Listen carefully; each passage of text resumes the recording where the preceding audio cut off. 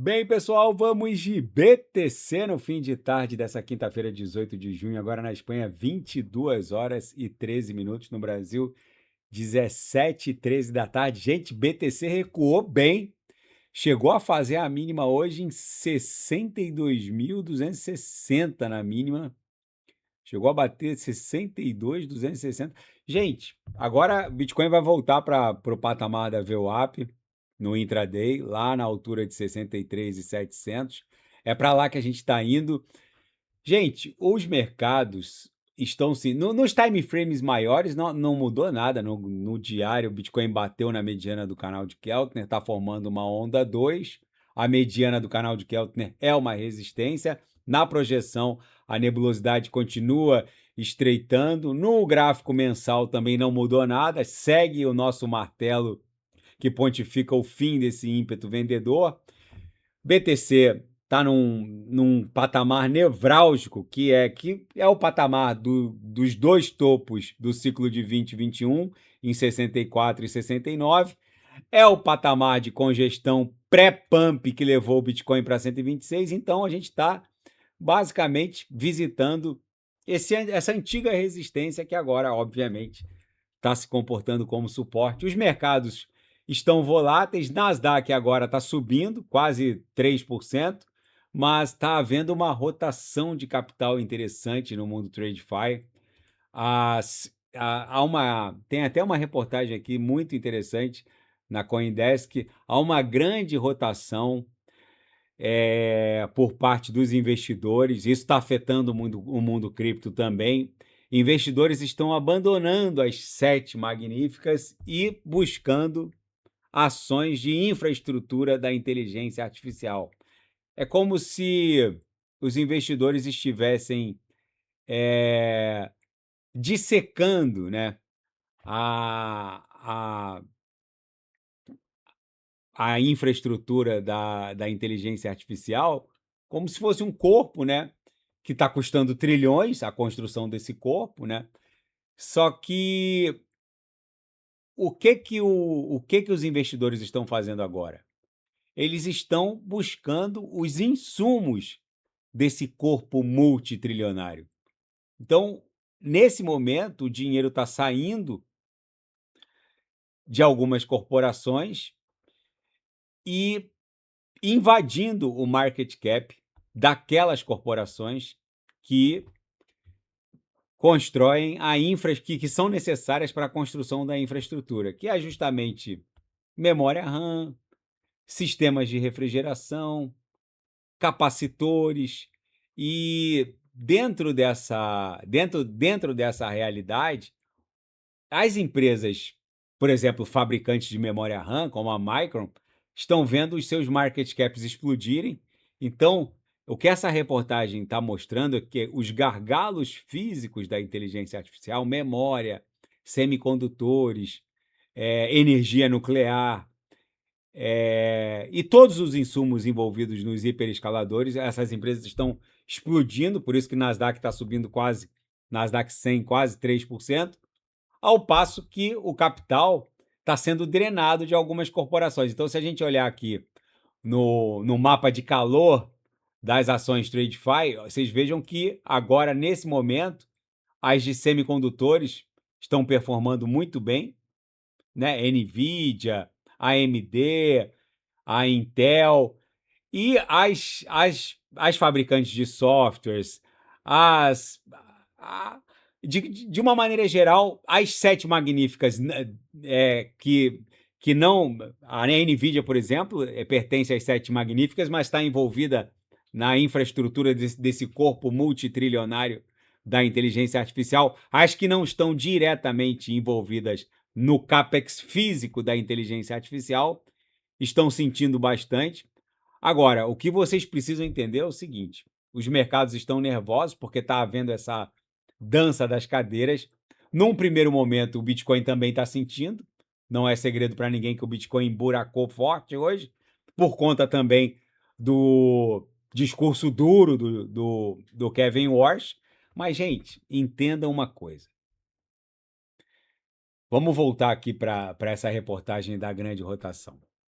toda essa infraestrutura física da AI, né, porque haverá uma segunda etapa, e essa segunda etapa não vai demorar muito tempo.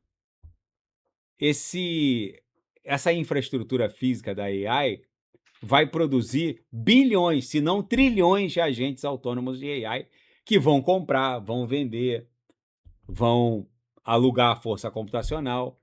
Então, o mercado agora está comprando a parte física da AI.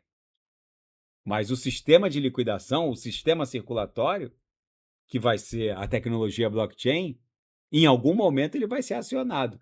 Aí, se não bastasse essa rotação que está acontecendo na Nasdaq, de investidores migrando em direção ao capex físico da AI, agora os reguladores americanos querem identificar os clientes usuários das stablecoins. Isso também deu uma mexida no mundo cripto. Só que essa reportagem pode parecer ruim para a criptografia, mas ela não é. Gente, isso aqui é um movimento que antecede uma tsunami de stablecoins. Porque as agências, quando eu falo agências, são todos os reguladores, Departamento do Tesouro, regulador bancário, Federal Reserve. Os reguladores querem identificar os clientes os usuários das stablecoins. Isso é muito maior do que parece, porque, gente, isso aqui é o nascimento do dólar programável. Só que com o usuário identificado. Porque durante anos, né, as stablecoins foram tratadas como uma criatura meio selvagem, né? O SDT, o SDC, circulando de forma não permissionada, em carteiras, em DeFis, promovendo remessa de divisas entre países sem nenhuma identificação. Agora, o Estado americano está olhando para isso e dizendo: esse dólar pode e vai continuar correndo, mas eu quero saber quem está usando. Stablecoin está deixando de ser só um dinheiro anárquico digital para virar uma infraestrutura financeira regulamentada, com identificação, com compliance, com regras, com vigilância. Então, isso pode ser muito maior do que alguns estão enxergando. Porque quando o Departamento do Tesouro, a OCC, os reguladores, eles querem identificar os usuários, isso significa que eles estão preparando os mercados, preparando o encanamento. Essa é a leitura correta. O Estado americano está olhando para as stablecoins e percebendo uma coisa: isso ficou grande demais para ficar solto desse jeito, mas é útil demais para ser proibido. Então, o caminho natural é domesticar algo que é selvagem. E eles vão fazer isso. Vão regulamentar, vão identificar, vão carimbar. E a parte que ninguém está enxergando é que essa regulamentação pode ser a porta de entrada de um Everest, de uma tsunami de dólares tokenizados, não como stablecoins marginalizadas, né, escondidas em exchanges, mas com selo regulatório. E aí, meus amigos, isso vai transformar as stablecoins no novo dólar global, que vai circular em trilhos que são necessários para a circulação desses tokens fungíveis, quais sejam Solana, Avax, a infraestrutura da Web3. Por isso que eu falo, quem não sabe o que comprar, é só clicar no link abaixo. Gemas Altcoin Alert. Ali eu selecionei as melhores altcoins que vão performar nas próximas semanas e meses.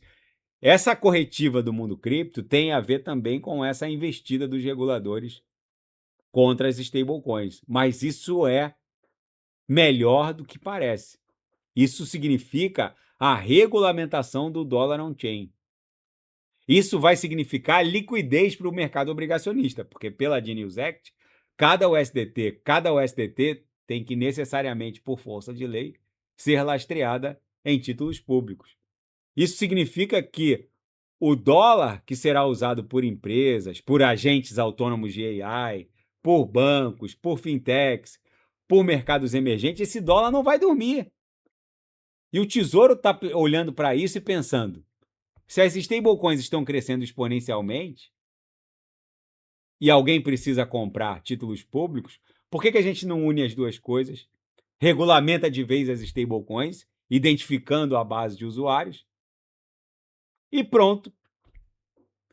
Esse novo dólar vai ganhar basicamente o mercado obrigacionista, ou o mercado obrigacionista vai ganhar a demanda por esse novo dólar.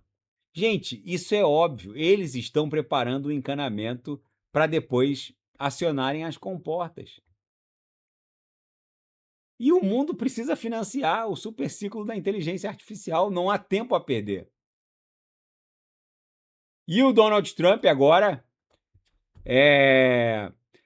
com esse acordo já assinado com pelo menos um acordo provisório com as autoridades iranianas, agora o Comando Central, o CENTCOM, afirmou que o bloqueio naval em Hormuz terminou com a retomada do fluxo de petroleiros no estreito. Gente, a suspensão do bloqueio naval em Hormuz já está fazendo o petróleo tombar. Super petroleiros sauditas agora voltaram a sair do Golfo, o petróleo está caindo, as curvas de futuros começam a precificar esse alívio.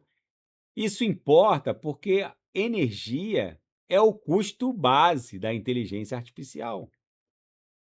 Quando o fluxo energético de petróleo no Golfo começa a se normalizar, gente, isso em algum momento vai se refletir positivamente no mundo cripto. Hoje o mundo cripto está volátil por outros motivos, mas a paz nesse momento histórico, ela vai fazer a inflação despressionar no mundo todo, o Fed ganha margem, liquidez vai retornar. Se liquidez retorna, o capital corre para ativos de risco, como a própria inteligência artificial, data centers, corre para a SpaceX, que está caindo hoje 9%, para a BTC, para o mundo cripto como um todo. O mercado ele ainda vai precificar essa normalização do Estreito de Hormuz. Hoje está tudo volátil por outros motivos, mas se o custo de financiar tudo diminui, porque há uma descompressão inflacionária global, o financiamento dessa nova camada tecnológica civilizacional também fica despressionada e os ativos de risco, de uma maneira geral, voltam a performar bem. Gente, em algum momento, o mercado cripto vai precificar essa normalização das condições lá de navegação no Estreito de Hormuz. BTC está volátil hoje, chegou a fazer a mínima em 62.260, agora a 63.124.